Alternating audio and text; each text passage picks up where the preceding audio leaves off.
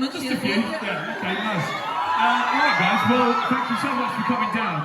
We are basically going to be running through what has been a pretty epic campaign so far for Wolves and for Louis as well. I think it's fair to say for you, mate, you probably actually didn't have to run up and down the country and do everything that you've done for Wolves. But you've stepped out and you've done this old school and you've got out there and you've got there front and centre with the fans. And that, for me, feels like the most important thing for you. Promo's alright, doing the TV shows and that's alright, but what's better is going to see the fans, you know what I mean? Hearing the favourite songs, favourite lyrics, and just so I feel like I'm really giving back to you guys who do a hell of a lot for me, do you know what I mean? Yeah, because without you guys, we're not doing this at the end of the day. I'd be on the dole, you guys are the most important part for it. And let's go right back to the beginning of Wolves then. Because this thing's really for you, it's been a good sort of 4 years in the making. Yeah, 4 years. Wolves, and you basically have gone off and started out by experimenting and jumping in down different rabbit holes with different styles and genres. When did it sort of click for you, the sort of album that you wanted to make? I think at least half of this writing process was me developing and working on exactly what it was I should be doing. And I think more than anything, over that time, I got a better understanding of what I wanted to make sonically, but more than anything, I got more confident with trusting my gut, you know, and yeah, it was, we wrote Kill My Mind and Wolves in the same week, and that felt like we'd really got some true momentum, and there were two songs that I'm really, really proud of that, you know, I'd written and been a part of, definitely. So that was a real, like, breakthrough moment in the album. Because I know you're a man who absolutely is obsessed with his guitar music. You love alternative music. Oh yes. Me and myself, being on the show on Radio 1, we had a great time doing the Indie House Bar. Anyone listen to that, by the way? Yeah! Sick show, yeah. But I'm interested to know and get sort of deep with you into what are some of the inspirations and some of maybe the bands and artists that you really love and that has maybe inspired you to go down this different route. I think a lot of my influences will have happened like subconsciously. I didn't realise until I moved out of Doncaster just how different, you know, different towns and cities are in terms of sound and what they're drawn to. But you know, where I grew up, that guitar music was massive. There was an indie club near me that I used to go to every Friday. And it was that really sparked my interest. In terms of specific bands, I mean, Oasis is an obvious one. Probably my favourite live show, I was lucky enough to see Libertines at Glastonbury's, like Secret Set. Yeah, it was fucking amazing, yeah. I think as well, something that we really, really need to point out is you being like a proper, fully-fledged frontman. Oh yeah. You're out there doing your thing. Yeah. And because all different frontmen, they have their different they have their different style, they have their different swagger about them. I mean, Mick Jagger's got his hips and all that sort of thing, you know, Axel's got his little swoon out into the distance. What's your thing, though? What are you looking to adopt as a frontman? What's yours going to be? It's a good question. I mean, you guys are now pretty low-key on stage, and I'll flag you off a little bit. That's about it, really. Yeah, I'm pretty moody on stage. I try and smile a bit for you lot, you know what I mean? You can't expect any, flaming hips around, nothing Oh, like that? no, not the expert, mate. No chance, no. Well, that's strictly how to do that. You know what, actually having backstage with your team has been, we've only been back there sort of half an hour or so, it's been a really nice eye-opener for me, and I think a special mention should definitely go to your team and the guys behind the scenes as well. Definitely, and clap a bit louder for that. Because I think what really makes the difference in terms of a really successful album is obviously you as the person that's written the album, but your team behind you, you're really tight-knit, aren't you? You're like a bunch of mates just living your dream at the end of the day. Yeah, definitely, and I think that is really important. It's been really important for me coming out of, you know, One Direction and the infrastructure behind that. I really need good support around me, good people, good ideas, and I think I've definitely got that, a mixture of, you know, friends from home and professionals, and yeah, I think it's a really lovely balance for work. I know you've probably had a little bit too much fun when you've been out filming videos or on tour or anything like that. Is there anything you can, you know, like maybe a night out that you've had that you can spill with us? Towards the end, the last few shots of that Walls video shoot, I'm pretty drunk. I'm not gonna lie. Yeah, we had a great time. Is that when you're just sitting on the chair? Just sitting by yourself? No, luckily, because I was pretty high up there. Luckily, I was sobering. But no, that was a good night out, definitely. Guys, we're going to get to ask some of your questions as well that you guys have submitted to me. So should we crack on and do that? I think it's a good idea. Where's Sarah? To be fair, there's probably a few Sarahs in here tonight, isn't there? Okay, Sarah would like to know, there's three parts to this. What song would you listen to like when you wake up? What like gets you up in the morning, gets you going? Depends. If I really want to wake up and I need to kick up the arse, I'll put on rock and roll style. Yes. What does Louis sing in the shower? What do I sing in the shower? It's pretty tragic, actually. I mean, recently, only my own tunes. I've been practicing in the shower. Yeah, okay, good to know. Yeah, and what about in the car when the windows are wound down and you're cruising along? What do you like to do?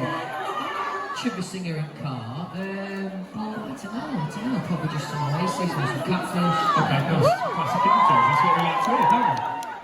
Did you listen to much music last year? Some new music, like new albums at all in 2019? Because we really would like to know what's your favourite album of 2019. The Sam's album last year, the day before. Yeah, last year. Yeah, last year. You guys already know. I say this every interview. Yeah, Sam is a legend. Have you managed to see him live yet? Yeah, I missed one of the best football games last year, actually. It was like a semi-final in the Champions League. It was an unbelievable game, and I ended up going to watch Sam instead. Luckily, the gig was fucking amazing. He played an amazing show. Yeah, you won't disappoint. No, he's amazing, yeah. So, Lorna would like to know, if you could listen to one song for the rest of your life, what would it be? This is a tough pick. Quite an angry shout from someone over there. That is an hard question.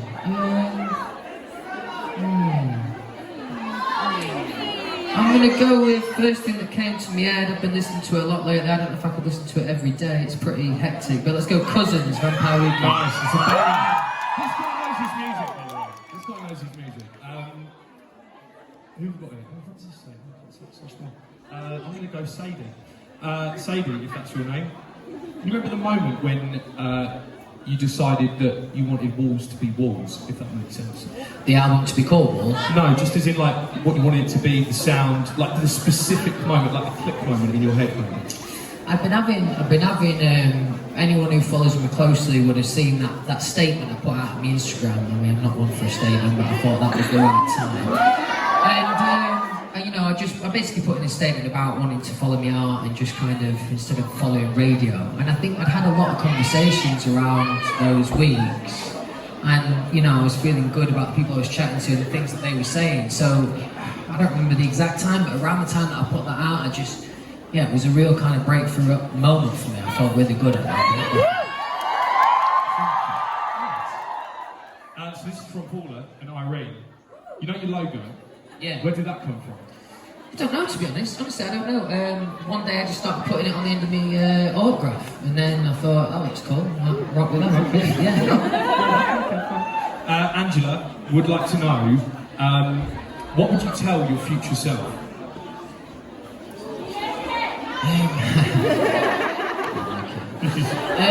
What would I probably just to trust me, but I think I'm already pretty good at it, but you know, it's a constant endeavour that, so I'd say just trust your gut as much as you can. What would you tell Past Louis? Oh wait, fuck, I was talking to Past Louis just now. Well, there you go. Betsy would like to know, what was your favourite lyric from the album? One that I'm always drawn to is it opens walls and closes walls. It says nothing wakes you up like waking up alone. For those and actually on topical walls, and like you're saying, like you love Oasis or whatever. Like I don't know if anyone knows the Oasis tune "Acquiesce," but it screams that yeah. I love it. Yeah. You're bang on there. Yeah. Okay, so this is from Anne. Have you ever thought of a music video idea and then written a song based on that? What, so like the video idea? So the video first, yeah. No, I haven't actually. I haven't. Kind of be a weird way to do it, but it might work. Are you a man for like when do you really get involved in your music videos? Are you? Yeah, I've always, I'm interested in every part of the creative. You know, I don't want anything to happen without me being like, yeah, it looks really cool or whatever. But Charlie, man on stage with me, give Charlie a check. Yeah, we made the last 3-4 videos together. So what's been nice about that process, and not necessarily something I definitely got in the One Direction process, was really getting involved in the video and then, you know, being able to sit back and watch it and you know, see how it all played out. Is there a YouTube channel that Louis created maybe when he was like 12 years old? Yeah, there's some, there's about 3 or 4 videos on there. Honestly, it's fucking hilarious. Actually, there's some really bad covers on there. One of them's alright before you start your shit. One of them's alright, the rest is shit, but one of them's alright. And yeah, some other like videos from me at school and that. But yeah, if you fancy a laugh, have a look. Well, yeah, we'll get searching. What was this is from Rhiannon? What was the moment, or what is the moment that you are most looking forward to for this year? Because I'm assuming there's a lot coming up. You've got the Just an Answer Scarborough show as well. Yeah. As I mean, as a collective, it's the tour, but in terms of what I've had my eye on for a long time is the first date for that tour, and it's the Barcelona show.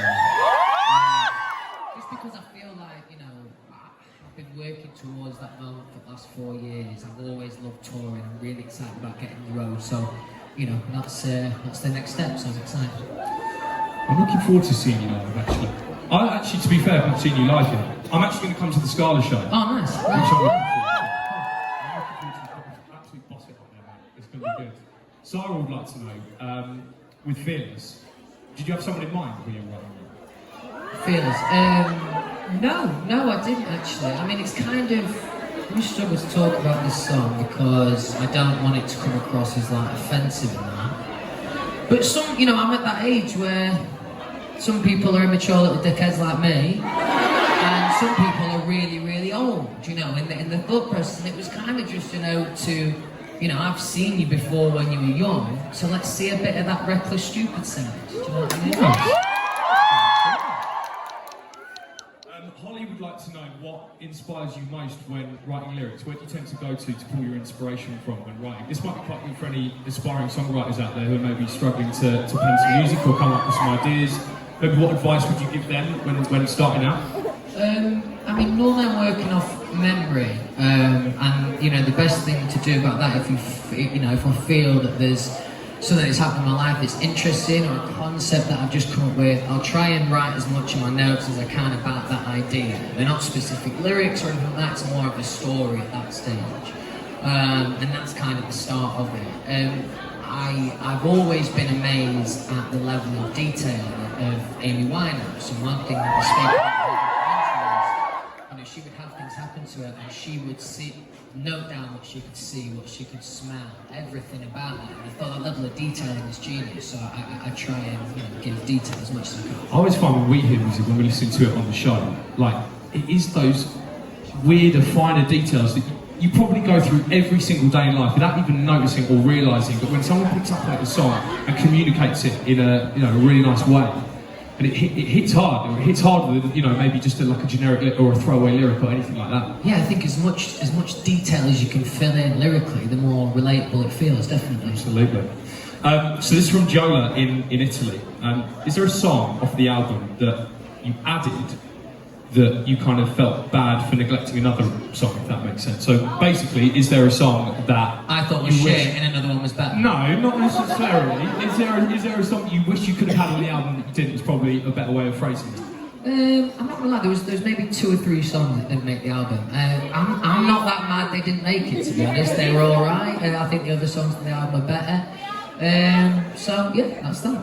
What are you shouting over there? You need to really like What do you mean? Like heckling, you need to get some big comebacks. Yeah, I know. Heckling me, aren't you? I thought we were mates. You are savage, Alan. Okay, so this is. I can't read your name. I'm sorry. Yeah, right, it's rubbish. Oh, pard. Sorry, I'm sorry. That was a good comeback.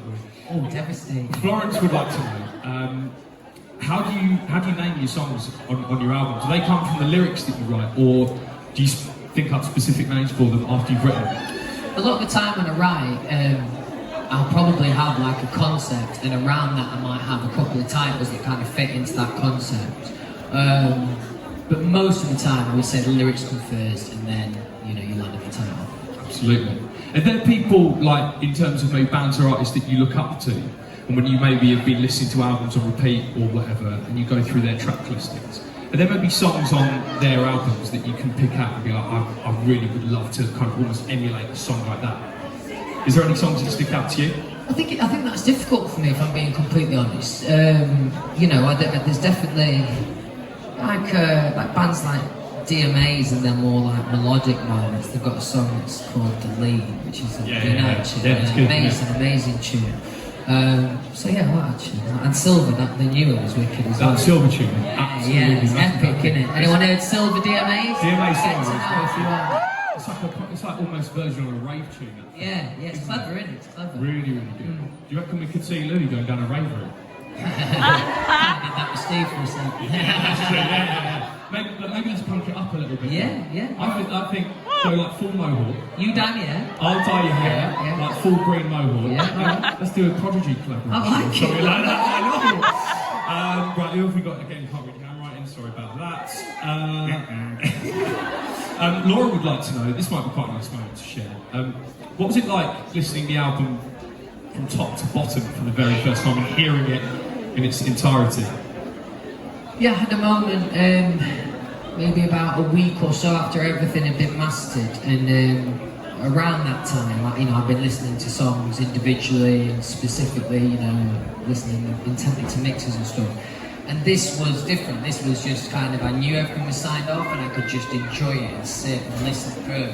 And I'd say that's one of my proudest moments on this whole process, really. I kind of like sat there and took it in and kind of, as much as possible, thought of it from a listener's perspective as opposed to my own.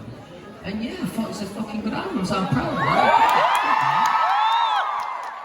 Did you hear anything when you were listening through in its entirety the very first time? Did you hear any song like differently, if that makes sense? Did you think you'd written something that sounded like something and then you thought, actually, this kind of hits me in a slightly different way?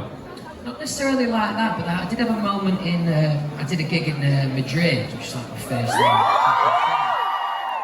there was a song that's on the album that I'd never performed before called Defenseless. I always liked that song, but that weird something happened to it when we performed it live, and ever since then it's really kind of got me, so I'd say that. Why do you think that is? I don't know. I think it's the the way that the song moves. The live version, I'd say, is arguably maybe better than the studio version. Yes. So yeah, just a combination of that, and also when these are loud, they make anything sound good. It's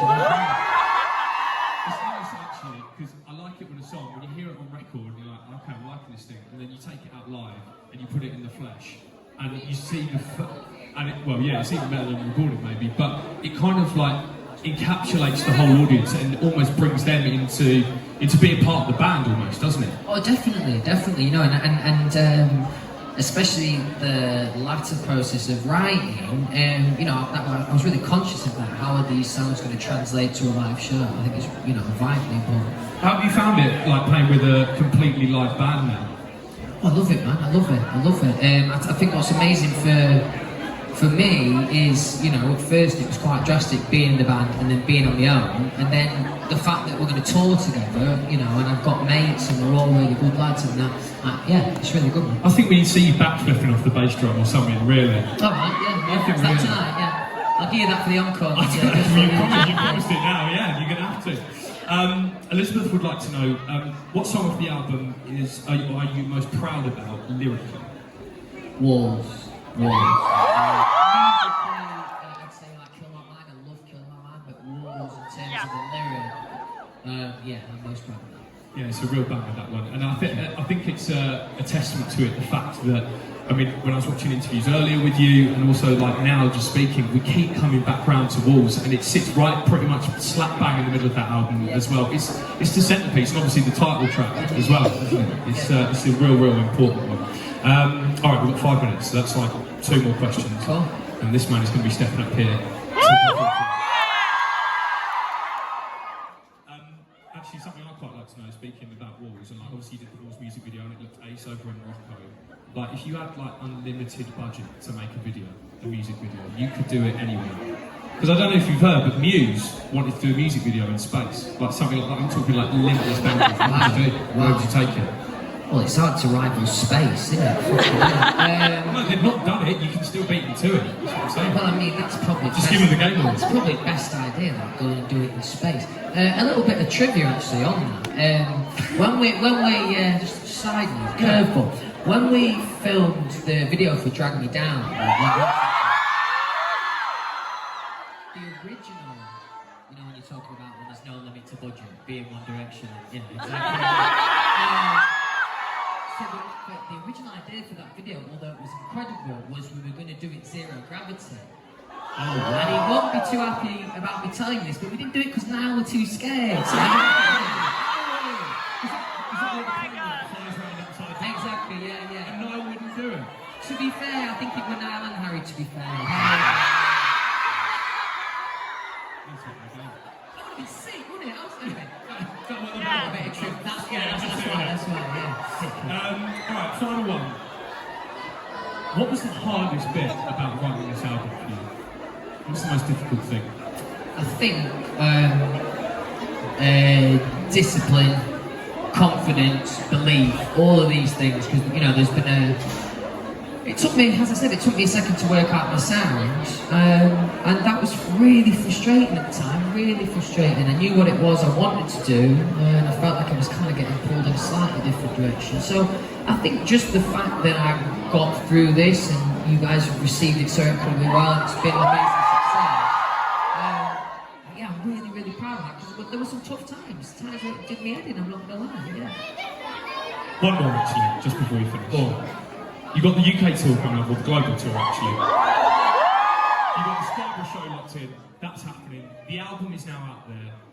How big is 2020 going to be for Louis Tomlinson? Like, it's going to be really big, it's going to be really good. I want genuine answers right now. I want these guys to have something to look forward to, something big. Well, I mean, this isn't even me trying to sell it. This is what I've been working my whole fucking solo career towards. It's like these tour shows, and you know, having the luxury of being able to see everyone and kind of get that feeling of that energy between us both. You know what I mean? That's what makes me excited. So it's going to be a fucking great year for you. Yeah, I think you lot, as you and the fans as one, turning up and you know what, changing the game a little bit. Changing the game a little bit. Because there's a different energy about this lot in here. Like I've done things like this, I'm sure you have as well, but from my experience anyway, there's a different energy about your fans compared to... So it's going to be a big year, 2020 for Louis Tomlinson. Please, big round of applause, show us support.